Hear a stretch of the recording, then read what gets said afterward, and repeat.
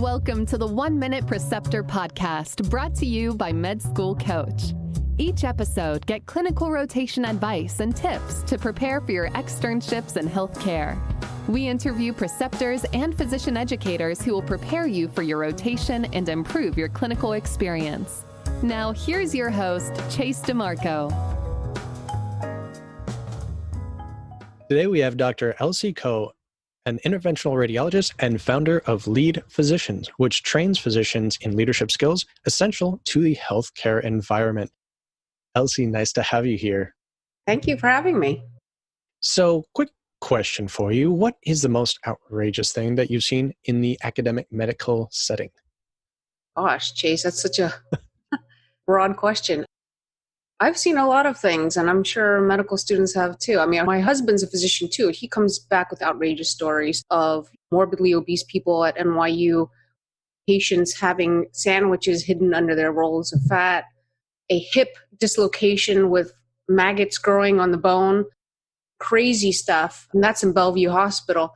But for me, it was less crazy in terms of that. But I went into interventional radiology, and I would see patients where I thought for sure is going to die.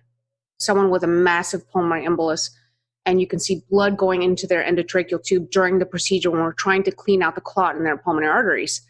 But the next thing I know, like a month later, the guy stops by the interventional suite and says, "Thank you very much and see you later." And we're like, what? Wait a minute. That's the same patient who was like hemorrhaging on our table.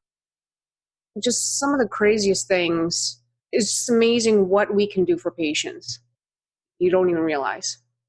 Yeah, I think a lot of students, especially earlier in their career, aren't that familiar with interventional radiology, what it actually is, what it does, how detailed some of these imaging modalities and other techniques can be. And maybe you can tell us a little bit more about yourself and your history and a little bit about why you chose IR. I would encourage more medical students, and especially women, because the paucity of women in this field, 8 to 9%. When I went to it was only 1%. But basically, it's doing procedures under X-ray guidance, CT, ultrasound, MRI, using imaging to do minimally invasive surgery. And I'm even super specialized on top of that. So you'll see interventional radiologists working in the hospital. You'll see them working in the outpatient center. You'll see them in private practice and academics. There's a variety of things. If you like technology and if you like the patient contact and you like radiology, you like the imaging aspect, and you're really good with your hands, this is the field for you. I love it.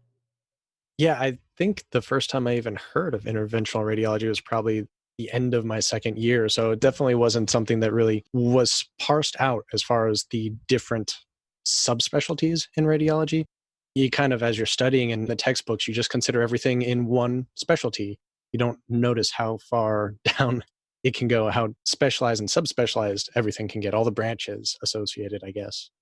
Right, absolutely. And I found interventional radiology in my fourth year in medical school during a sub-internship. There was a student ahead of me by 1 year, and he was really interested in it. If you want to figure out what you really want, don't let just luck find you. You need to go out there and figure it out. So you need to go figure out what are all the different fields. Go immerse yourself in what's available. If you like technology, if you like making diagnosis and the academic side, do you like to research? Do you like to have patient contact or not? Do you like to engage in conversations and discussions about the possible differential diagnosis and want to go into primary care? There's just so many different avenues that you can go to that you probably don't even know. And sometimes they don't introduce them to you in medical school. And it's a matter of networking with people, talking to people, just putting yourself out there like you haven't before. And maybe you're shy, maybe you're not used to. I was like that. And certainly I'm telling you now as a much more confident person than I was back then.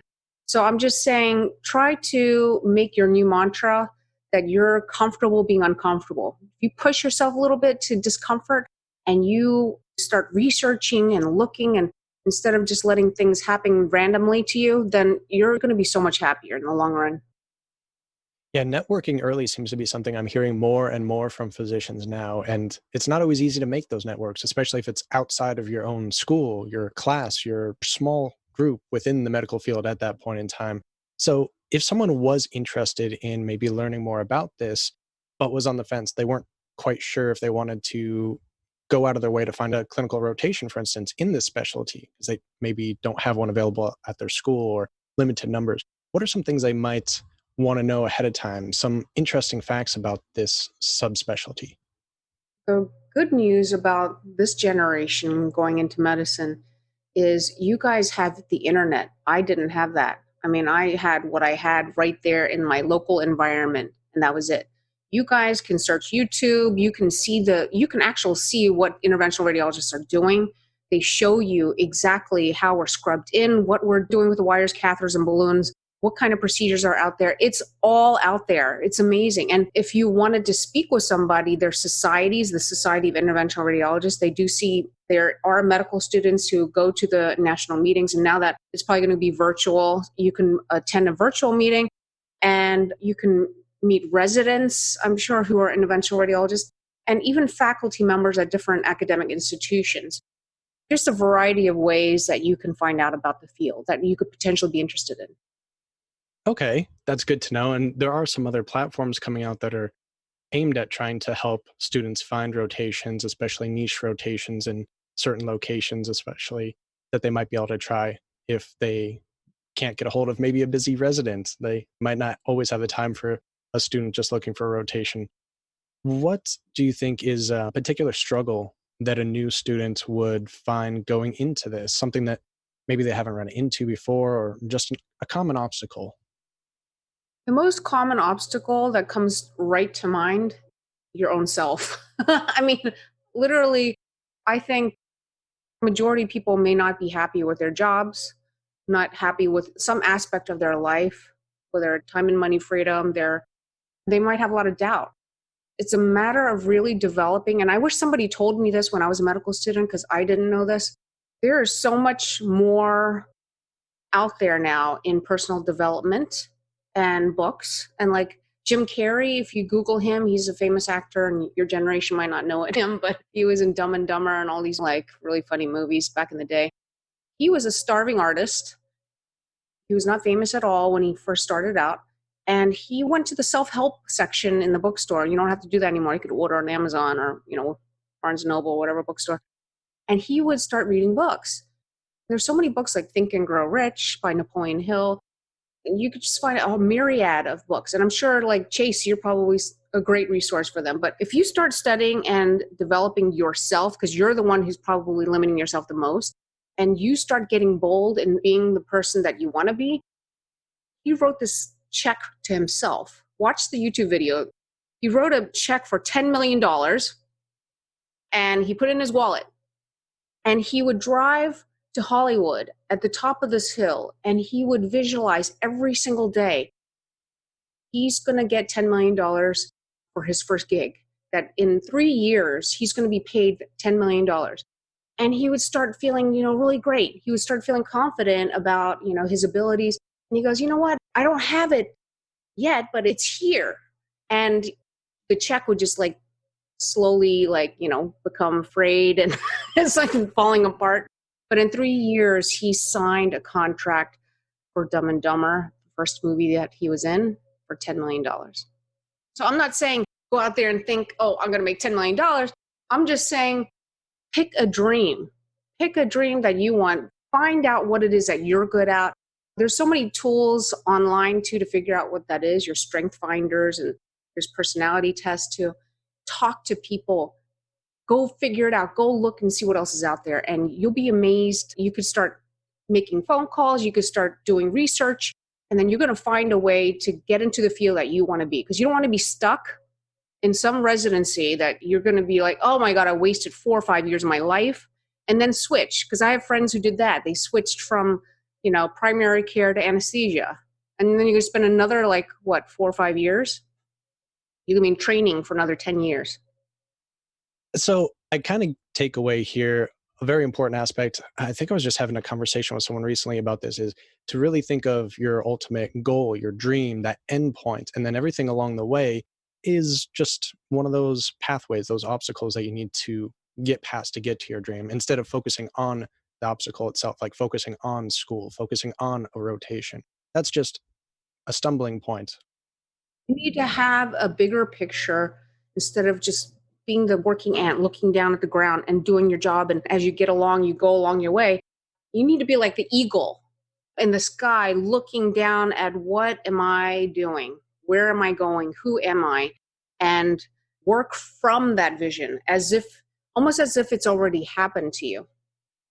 Like, I'm going to say, if I'm a medical student and I'm like, wow, I really love interventional radiology. I love the technology. I love the personality of the people who it attracts, because we're really different from vascular surgeons who do the same procedures, or cardiologists. I'm biased, I know. You visualize, you do your rotation, you really love it. You visualize yourself being in a very successful practice, and you write it down. Write it down. Like, if you write it down, you're twice as likely to happen. That's what studies show. Write it down and read that every day. With that in the forefront of your mind, you're going to take steps that you wouldn't have otherwise. I think that is great advice, and maybe keeping some sort of journal of not only your end goals, but some of the steps that maybe you're making, and show those little small successes along the way that help to keep you motivated, especially for long periods of time when you have these really large goals. Sometimes just waiting for that goal. So one of my mentors, Bob Proctor, look him up on YouTube. He's phenomenal. He's going to be 86, I think, pretty soon, or maybe he just turned 86. He basically says there's 3 types of goals. Okay, there's an A-type goal. It's like your everyday to-do list. A B-type goal is something that you really would love to have, but it wouldn't take that much work for you to get it. Say you had a Jeep, and it's a 1998 Jeep, but you really want to have the 2020 Jeep.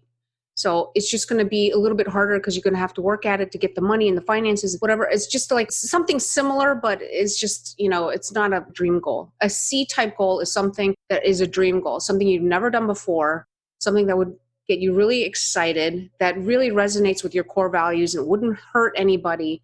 That's what you need to have on your goal card. And then every day, what you should do, if you're going to talk about journaling, is not only read or write that goal down, but then write 3 small action steps that I'm going to take today to work towards my goal. And it might be the type A goal, right? Because you're doing your to-do list. Or it could be a B-type goal because this is how I'm going to get there. How am I going to get from New York to Los Angeles? I need to get to Chicago first. And then I'm going to get to Denver. And then I'm going to get to Los Angeles. So that's how it works. All successful people do that, unconsciously or not. That's how they do it. They think about what they want. They have a vision. You need to have a vision.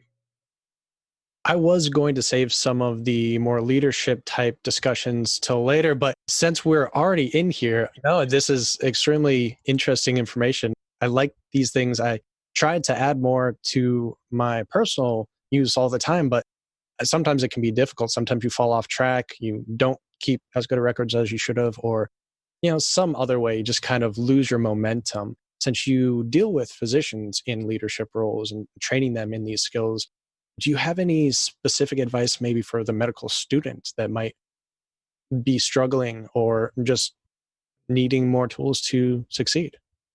Yeah, so find a mentor that you want to emulate. Be a great follower. In order to be a great leader, you want to be a great follower. What does it mean to be a great follower? And watch, be very observant about the different leadership styles that you see, because you're going to see ones that you don't like and you don't want to be like.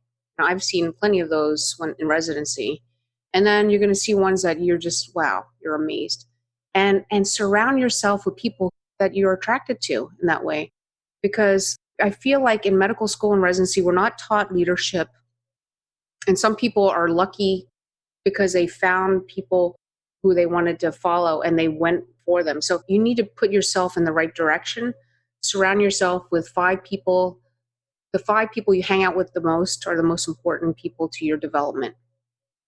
If you have a lot of naysayers in your friend group, it's time to say goodbye. You can still be friends with them. They could be acquaintances, but they're not going to be your closest friends.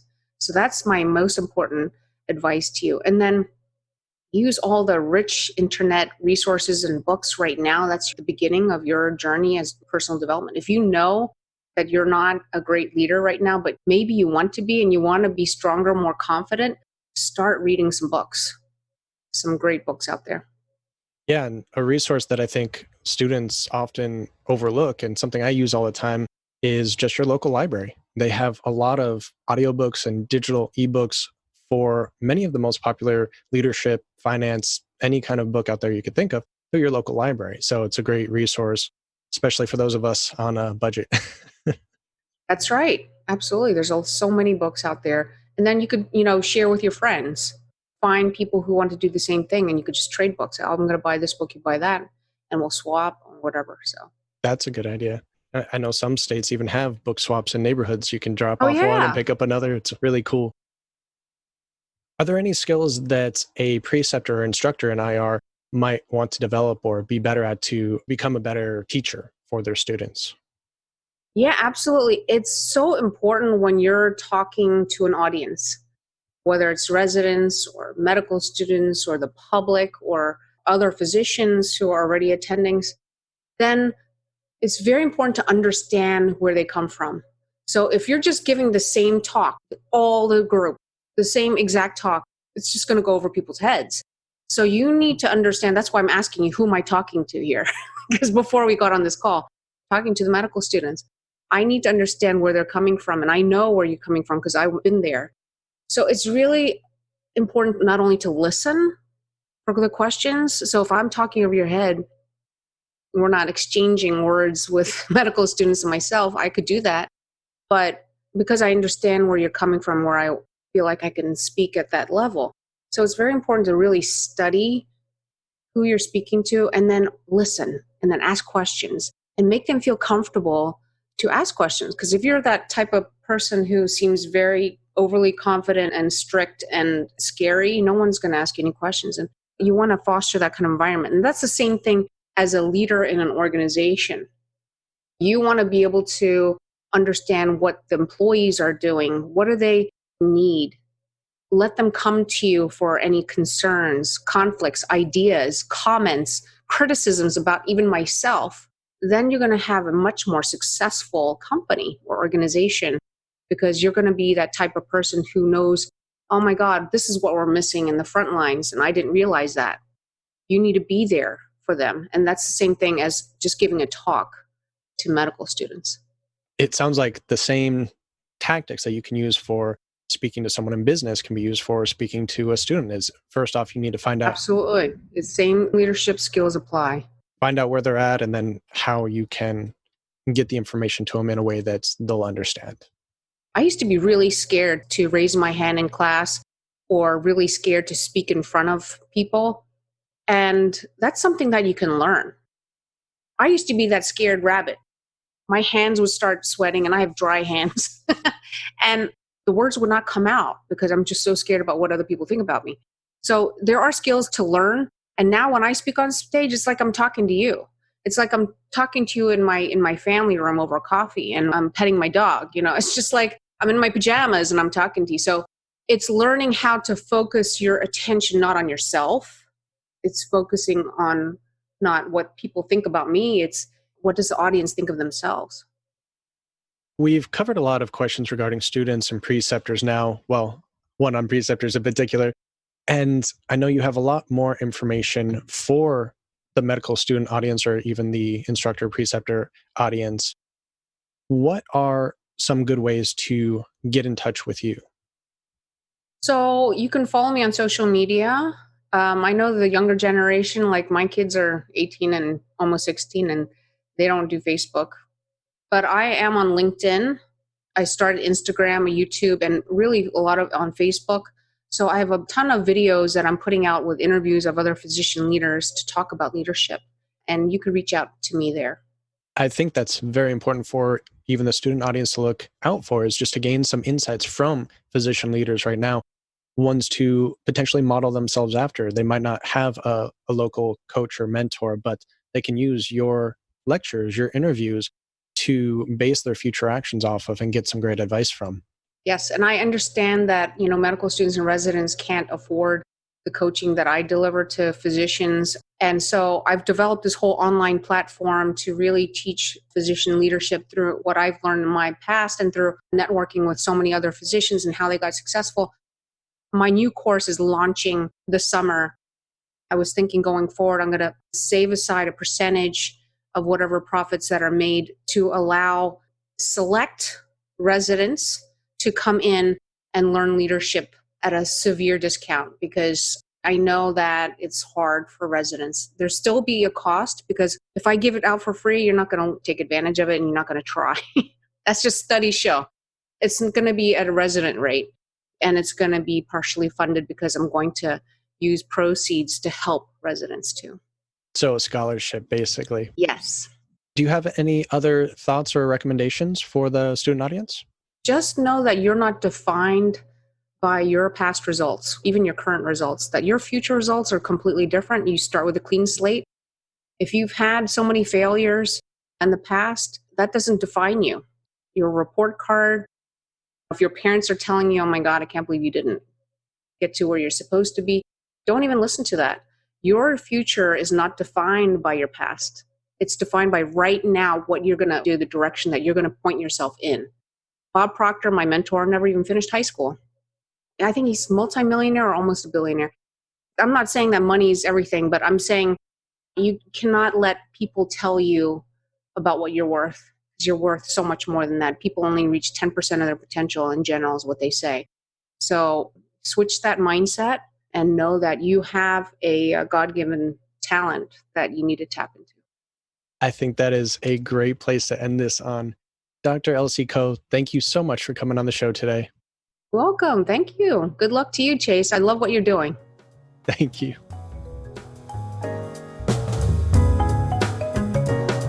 Are you looking for productivity and study coaching? You can now register for a free 30-minute session with me, sponsored by Prospective Doctor. To register, go to prospectivedoctor.com/chase and register for a 30-minute coaching session. And if you decide to use our MCAT or USMLE tutoring services, you can now use the code CHASE10 and receive 10% off of your purchase of up to $400. Just enter CHASE10 to get your discount now. The 1 Minute Preceptor podcast is powered by Med School Coach. To access Med School Coach services like USMLE tutoring or residency admissions advising, visit our website at medschoolcoach.com. Good luck as you prepare for your board exams, and we hope you tune in again next time.